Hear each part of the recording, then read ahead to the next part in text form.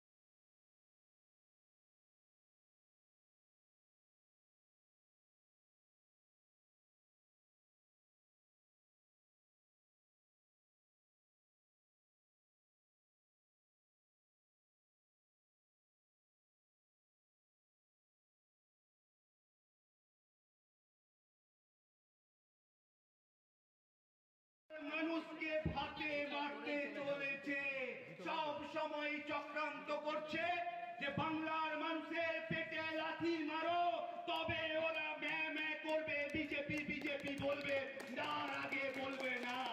কিন্তু ভুলে গেছে বাংলার মানুষকে যিনি রক্ষা করার জন্য 2011 সালে শপথ নিয়েছিলেন, সেই মমতাময়ী মা মমতা বন্দ্যোপাধ্যায় বাংলার মানুষকে রক্ষা করার জন্য অতন্ত্র প্রহরীর মতো সেবা করে চলেছেন।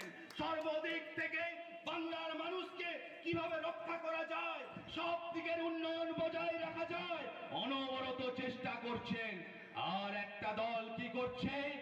শুধু ভয় দেখাচ্ছে, ইডি পাঠিয়ে দাও, ইডি পাঠিয়ে দাও।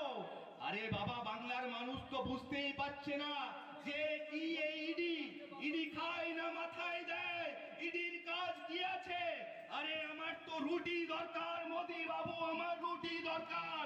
আপনার মন কি বাতের ভাষণ আমার দরকার নেই। हमको रोटी चाहिए मोदी जी, हमको रोटी चाहिए। আর কোথায় কোথায় এখন দেখবেন, টিভি খুললেই দেখতে পাচ্ছেন মোদি কা গ্যারান্টি, টিভি খুললেই দেখছেন মোদি কা গ্যারান্টি, মোবাইল ফোনে বেজে আসছে মোদি কা গ্যারান্টি। আরে মোদিজি প্রশ্ন করতে চাই, কিসের গ্যারান্টি? গ্যারান্টি তো এটাই, মেহুল চোকসি ফিরবে না, নীরব মোদি ফিরবে না, নীরব মোদি ফিরবে না। যারা লক্ষ লক্ষ কোটি টাকা ভারতবর্ষের নিয়ে বিদেশে চলে গেছে আর মোদিজি সেলফি দিচ্ছে, আরে নীরব ভাইয়া তুম উধর খেল লো, हम तो इधर सब संभाल लेंगे। यही हमारा মানুষের জন্য উন্নয়নের চেষ্টা করছেন। আইসিডিএস কর্মী থেকে, আশা কর্মী থেকে, মহিলাদের লক্ষ্মীর ভান্ডার থেকে সর্বোচ্চ যেভাবে মানুষের উন্নয়ন পৌঁছে দেওয়া যায়, তাই মমতা বন্দ্যোপাধ্যায় সব সময় সচেষ্ট আছেন। বিজেপি নেতাদের প্রশ্ন করুন, ভোটের সময় বিজেপি নেতারা দিল্লি থেকে হুড়ু হুড়ু করে এই বাংলায় আসবে। বিজেপি নেতাদের দেখলে একটা কথাই জিজ্ঞাসা করুন যে আমার এলাকার উন্নয়নের টাকাটা কেন আসছে না, আমার যে বাড়িটা গরিব মানুষ আমি করে ফেলেছি সেই টাকাটা কেন পাচ্ছি না, সেইটা তো আমার অধিকার, আমার হকের টাকা।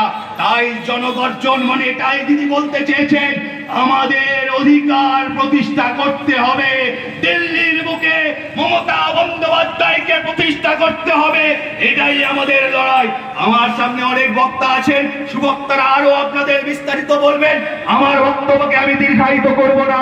আমি তাই মায়েদের কাছে ধন্য মস্তকে প্রণাম জানিয়ে বলবো, আপনারা গর্জে উঠুন আর এই ফেকুজি জুমলা পার্টি নরেন্দ্র মোদীর কথায় বিশ্বাস করবেন না, যে নিজের মাকে যখন শেষ কৃত্যে নিয়ে যাচ্ছে, মায়ের নিয়ে যাওয়ার, মাকে কাঁধে করে নিয়ে যাওয়ার সময় সেখানেও সে সেলফি তুলছে, সে কখনো একজন মায়ের সন্তান হতে পারছে না, তাহলে সে ভারতবর্ষের মানুষকে কি করে ভালোবাসবে?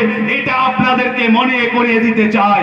তাই প্রত্যেককে আমি করজোড়ে বিনম্র অনুরোধ করব যে বিজেপির এই মিথ্যা প্রলোভনে আপনারা পা দেবেন না। আপনাদের জন্য সব সময় মমতাময়ী মা অতন্ত্র প্রহরীর মতো আছেন, আগামী দিনে বাংলার উন্নয়নকে আরো আরো উন্নত করে নিয়ে যাবেন। শুধু ভারতবর্ষ নয়, ভারতবর্ষের বাইরেও একদিন মমতা বন্দ্যোপাধ্যায়ের উন্নয়নের রূপরেখা, উন্নয়ন পদ্ধতি পৌঁছে যাবে, এইটুকু আশা রেখে প্রত্যেককে যথাস্থানে প্রণাম ভালোবাসা রেখে আমি আমার বক্তব্য শেষ করলাম। মমতা বন্দ্যোপাধ্যায় জিন্দাবাদ, অভিষেক ব্যানার্জি জিন্দাবাদ, সকলে ভালো থাকবেন।